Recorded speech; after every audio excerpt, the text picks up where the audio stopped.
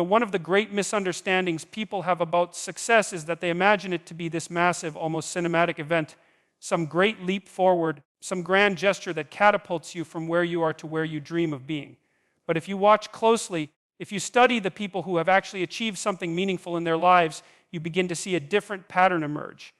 It's not about these huge, heroic sprints. It's about showing up every single day in small but deliberate ways. It's about consistency, not intensity.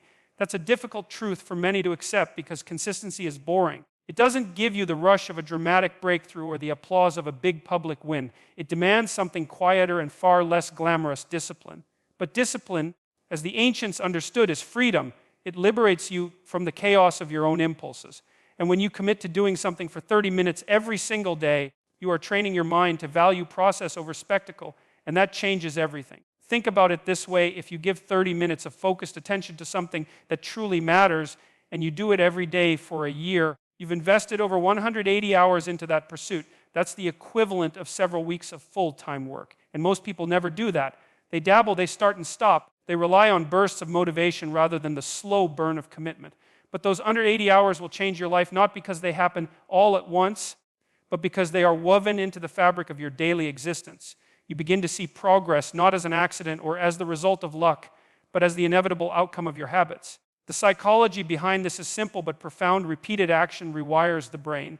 Each time you show up, you strengthen the neural pathways that make it easier to show up again. It's like carving a groove into a piece of wood. The more you run the blade along the same path, the deeper and cleaner it becomes. Eventually, it guides itself. The process becomes automatic. That's what consistency does. It makes the right action easier over time while making inaction feel uncomfortable. That's why it's more powerful than intensity. Intensity burns hot and then fizzles. Consistency keeps the fire alive long enough to build something that lasts. Philosophically, there's another dimension to this. When you commit to something daily, you're not just building skill, you're cultivating identity. You're telling yourself, I am the kind of person who shows up. And that's not a trivial statement. That becomes part of the narrative you live by, and the stories you live by shape your destiny. Every day you follow through, you prove to yourself that you can be relied upon even by your own internal standards. And that self-trust is one of the rarest and most valuable forms of confidence you can possess. Of course, there will be days when you don't feel like it, when life is chaotic, when you're tired, when it feels pointless. But that's the whole point. Showing up when it's easy doesn't mean much. Showing up when it's hard. That's where character is forged.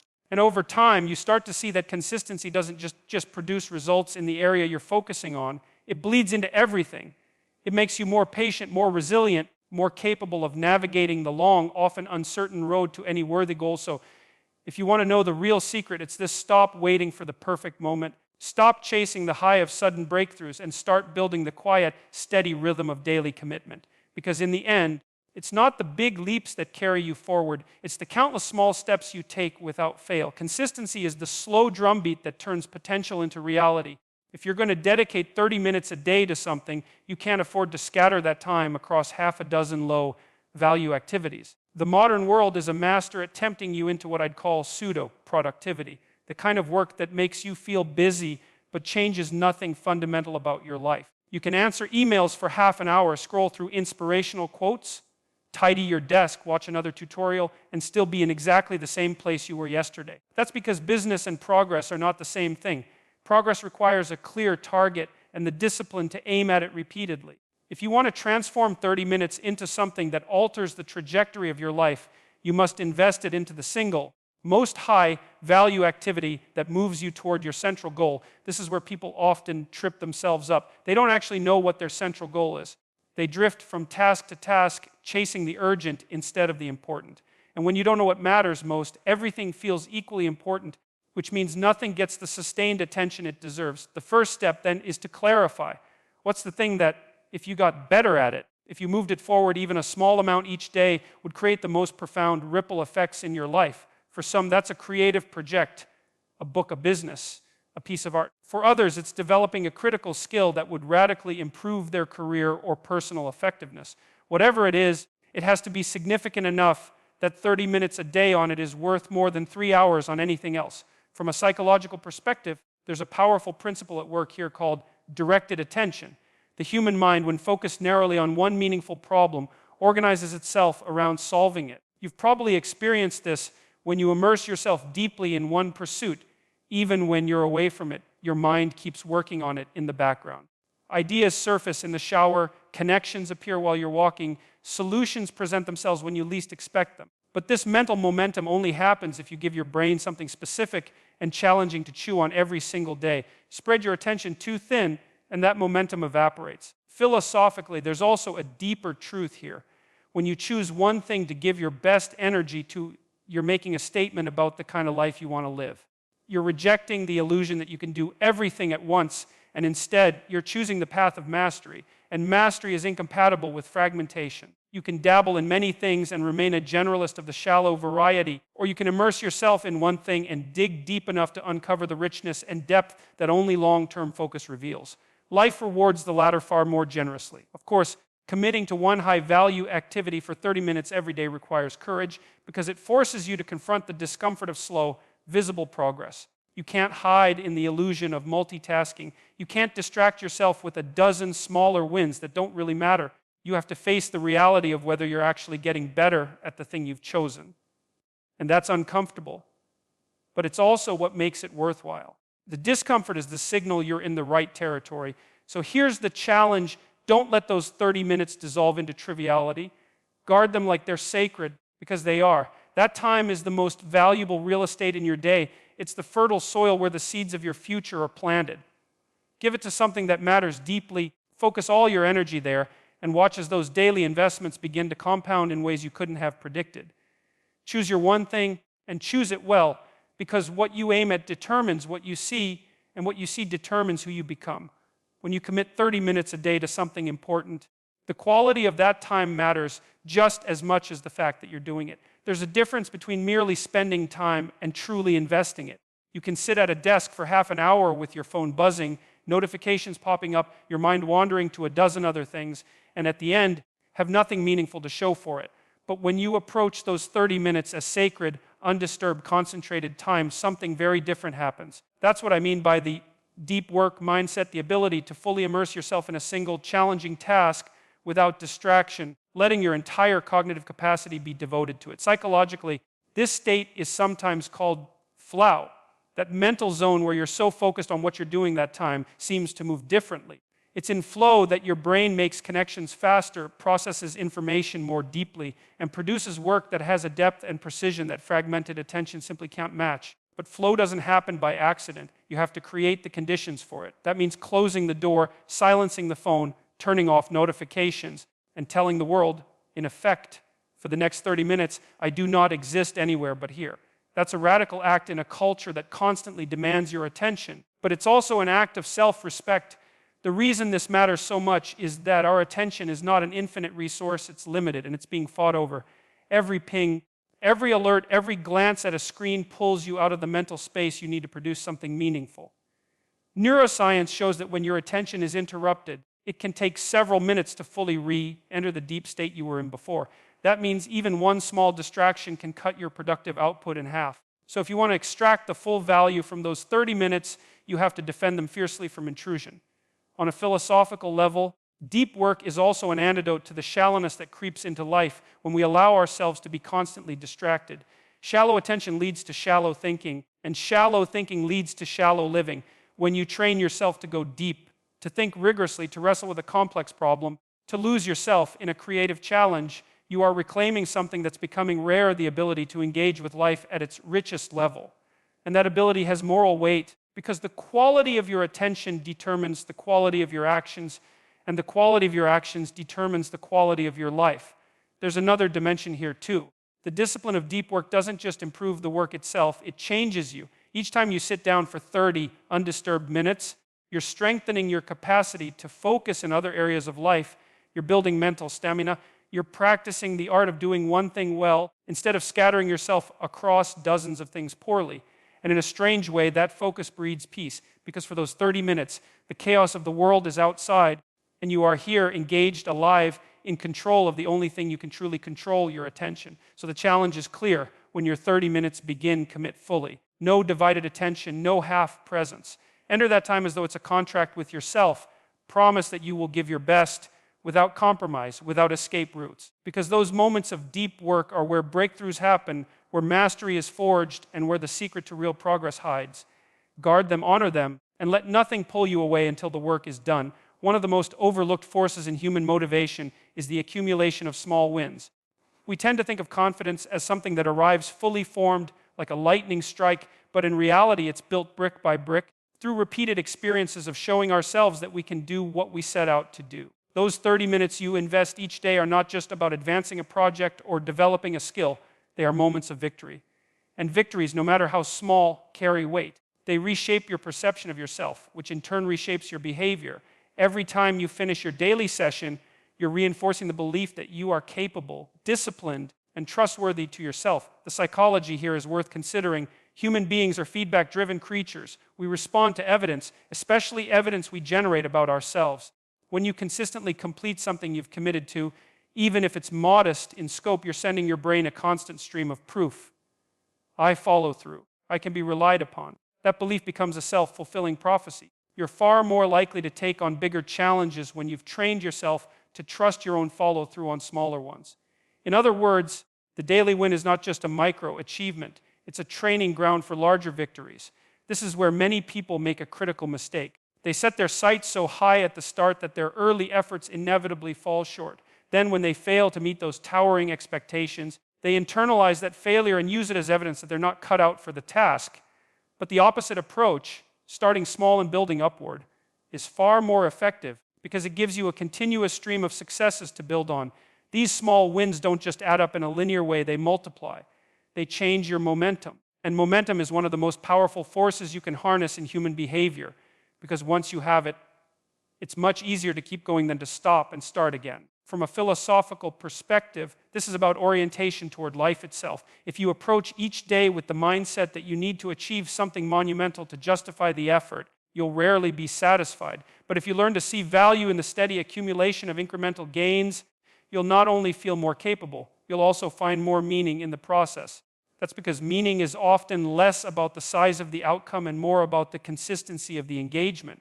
When you engage daily with something that matters, you are telling yourself and the world that your time has purpose. And here's the paradox: the confidence you build from these daily wins isn't limited to the task at hand. It begins to seep into other areas of your life. The person who shows up for 30 minutes of focused effort each day becomes the person who follows through on commitments in relationships, in health, in career. Your sense of agency, the belief that can influence the outcomes in your life, expands. You become more willing to take calculated risks, more resilient in the face of setbacks because you've built a track record with yourself. You know you can recover, you know you can move forward even if progress is slow. So when you think about those 30 minutes, don't just see them as a block of time to get something done. See them as a confidence-building ritual, a daily rehearsal for the bigger challenges life will inevitably throw at you. Because the truth is, big victories are just small victories stacked over time. Win the day and eventually you'll win the life. One of the most underappreciated aspects of sustained improvement is the willingness to stop, examine, and adapt. People often fall into the trap of thinking that simply repeating an action will guarantee success, but that's not true. Practice doesn't make perfect. Practice makes permanent.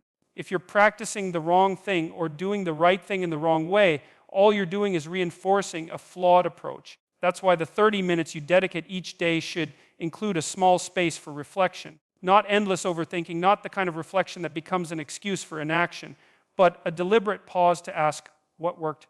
What didn't? What can I do better tomorrow? That simple, honest check-in transforms your effort from blind repetition into a process of intelligent refinement.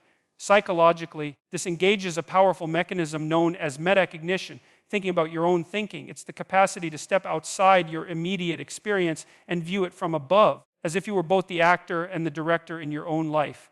This perspective allows you to spot patterns you might otherwise miss. Maybe you notice that your focus always drops at a certain time of day, or that you tend to avoid the most challenging part of your task until the last 5 minutes. Without reflection, those patterns remain invisible, and you repeat them endlessly. With reflection, you can interrupt them, replace them, and build a more effective routine.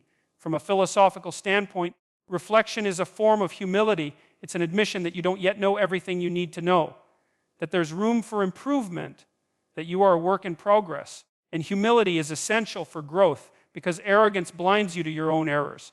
When you're willing to look at your work critically, you create the possibility of becoming better. Without that willingness, you risk stagnation. But there's another benefit to ending your 30 minutes with reflection. It deepens your sense of purpose. When you pause to recognize the progress you've made, no matter how small, you're reinforcing the meaning of the work. You're reminding yourself why you're doing it and how far you've come, even if the journey ahead is still long. That's important because motivation isn't just a burst of enthusiasm at the beginning of a project, it's a renewable resource, and reflection is one of the ways you recharge it. It's also worth noting that reflection is not about self-criticism in the destructive sense. You're not looking for reasons to tear yourself down. You're looking for the truth, both the encouraging truth of what you're doing well and the challenging truth of what you can improve. And those truths together create a balanced view that keeps you grounded. Too much focus on your mistakes can paralyze you. Too much focus on your successes can make you complacent. Reflection helps you walk the line between those extremes, always moving forward with clarity. Over time, this habit of adjustment compounds. You begin to make micro corrections every day, small shifts in approach, slight refinements in technique, better use of time, improved strategies for focus. These micro corrections, like the small wins we talked about earlier, accumulate into something significant. 6 months from now, you won't just be better because you worked every day. You'll be better because you worked intelligently every day. And that's a different level of power entirely. So, as you guard those 30 minutes, don't just measure them by the effort you put in. Measure them by the insight you take out. Work hard, but also work wisely. Because the difference between drifting and deliberate progress is the courage to look closely, learn quickly, and adjust constantly. The strange thing about time is that it doesn't seem like much when you look at it in small pieces. 30 minutes is nothing.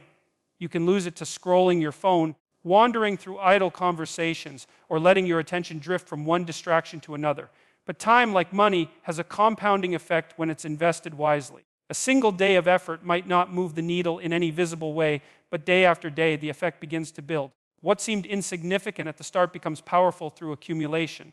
That's the compound effect, the silent, invisible force that turns ordinary effort into extraordinary results. The psychology behind this is straightforward but profound. Human beings are not good at intuitively understanding compounding. We live in the moment and we measure progress in immediate returns. If the payoff isn't visible right now, we assume the effort isn't worth it. But the truth is, most meaningful achievements follow what's known as the lag effect. You put in the work today, you put it in tomorrow, and for a while nothing appears to happen. This is where most people give up, not realizing they were on the verge of the curve, the point where accumulated effort suddenly begins to produce exponential returns. The tragedy is that quitting too soon resets the clock. You start again, but the compounding never has a chance to take hold. From a philosophical perspective, this is a lesson in faith. Faith not in some abstract sense, but in the process itself. You have to believe that what you're doing matters even before the evidence shows up. That belief isn't blind optimism. It's grounded in the reality that effort, consistently applied, changes the structure of your skills, your habits, and your opportunities over time. Every 30-minute session is a seed planted. Some seeds sprout quickly, others take months or years, but the garden only grows if you keep planting. There's another dimension to this that people often overlook. Compounding doesn't just apply to the skill or project you're working on. It applies to your character. 30 minutes a day of focused, intentional work is also 30 minutes a day of training your discipline, your patience, and your resilience. These qualities bleed into every area of life. A person who can sustain daily effort without immediate reward becomes far more capable of weathering setbacks, making long-term plans, and resisting the lure of instant gratification. In a world that's addicted to speed and novelty, that kind of character is rare and extremely valuable. The real beauty of the compound effect is that it works whether you're aware of it or not. The only question is whether it's working for you or against you. 30 minutes a day spent in distraction, avoidance, or habits that weaken you will compound into something you don't want: wasted potential, diminished confidence, a life defined by regret. But 30 minutes a day invested in something that strengthens you will compound into mastery, opportunity, and a deep sense of fulfillment. Time is always compounding. You choose the direction. And so the question becomes brutally simple. What are you doing with your 30 minutes? Not in the abstract, not in some vague, someday I'll start way, but right now, today. Because those half hours will pass whether you use them or not. They will accumulate into something, either the person you wish you had become or the person you wish you hadn't. The compound effect doesn't care which it is. That part is entirely up to you.